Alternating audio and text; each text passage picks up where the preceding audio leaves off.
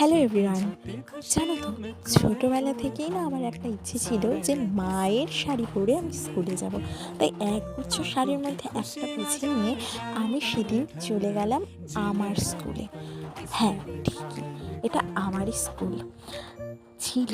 আমি 11-12 সেখানেই পড়েছি, কিন্তু নিজেরই একটা না আনন্দ হচ্ছে। এই আনন্দটা বোঝানোর মতো না, যে এত সুন্দর একটা অনুভূতি যে আমি আবার নিজের স্কুলেই গার্ড দিতে যাচ্ছি আমার ছাত্রছাত্রীদের। আর দেখো, এই সেই ক্লাসরুম যেটা আমাদের 11-এর ক্লাস ছিল।